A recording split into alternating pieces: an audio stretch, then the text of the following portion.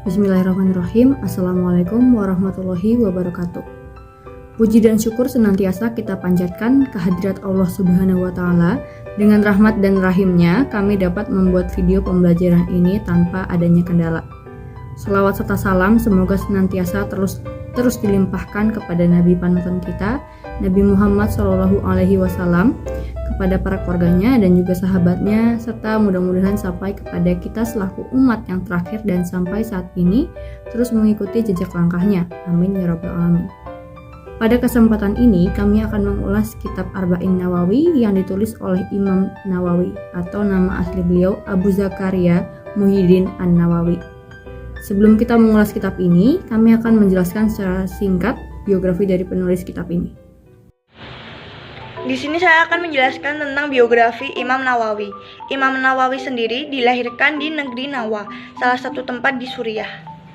Pada 10 hari pertengahan bulan Muharram tahun 631 Hijriah dan berkembang di sana.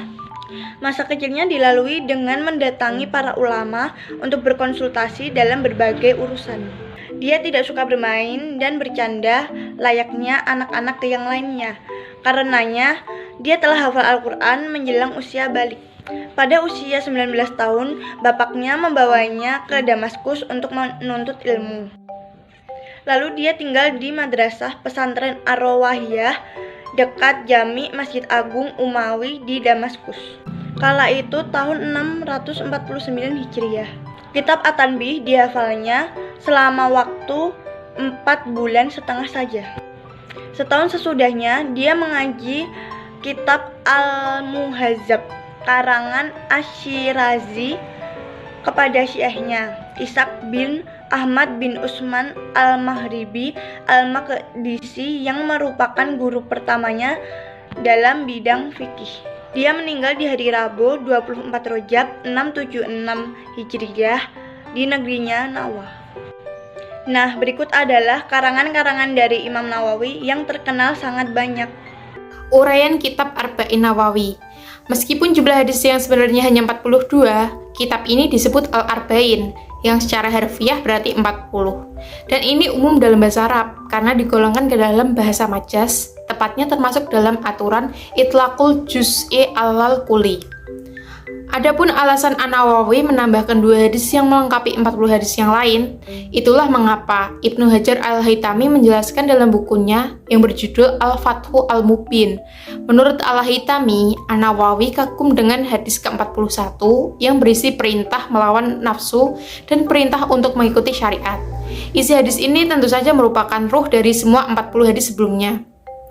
Hadis ini diantaranya beberapa ulama menyebutnya sebagai rubu'ut tashri atau seperempat undang-undang hukum Islam, rubu'ud din, seperempat din, dan sulusud din, sepertiga din. Dengan sifat hadis seperti ini, orang yang mampu menghafalnya diharapkan sudah menguasai semua hadis Nabi Shallallahu Alaihi Wasallam secara substansi, sehingga diharapkan cukup menjadi poros ajaran Islam dalam menghadapi kehidupan. Awal mula penulisan kitab hadis Arba'in Nawawi berasal dari Majelis Ibnu As-Solah, seorang ulama hadis besar di negeri Syria yang terkenal dengan penulisan ilmu hadis mustalah dengan nama Muqaddimah Ibnu As-Solah. Suatu ketika, Ibnu As-Solah mengadakan pertemuan untuk mendikte 26 hadis Nabi Shallallahu Alaihi Wasallam yang merupakan jawabi kalim, yaitu singkat, ringkas, dan mewakili banyak hal. Kitab ini menjelaskan bahwa agama itu adalah nasihat. Saya akan membacakan hadis tersebut. An Abi Ruqayyah Tamim bin Ausid dari ya radhiyallahu anhu anna Nabiyya sallallahu alaihi wasallam qala dainun nasihatu qulna liman qala Allah wali kitabih wali rasulih wal a'immatil muslimin wa amatihim, rawahu Muslim. Yang artinya dari Abu Ruqayyah Tamim bin Aus ad-Dari radhiyallahu anhu, dia berkata, sesungguhnya Rasulullah Shallallahu Alaihi Wasallam itu bersabda, agama itu adalah nasihat. Kami bertanya, untuk siapa? Beliau Shallallahu Alaihi Wasallam menjawab, untuk Allah, untuk Rasulnya, untuk pemimpin kaum muslimin, dan untuk seluruh kaum muslimin. Hadis riwayat rawahu Muslim. Jadi, kitab hadis Arba'in Nawawiyah ini merupakan kitab kumpulan hadis yang tidak asing lagi bagi umat Islam di Indonesia, bahkan umat Islam di seluruh dunia. Meski jumlah hadis yang tertera dalam kitab ini bukan 40 hadis, melainkan dalam kitab ini disebut 42 hadis.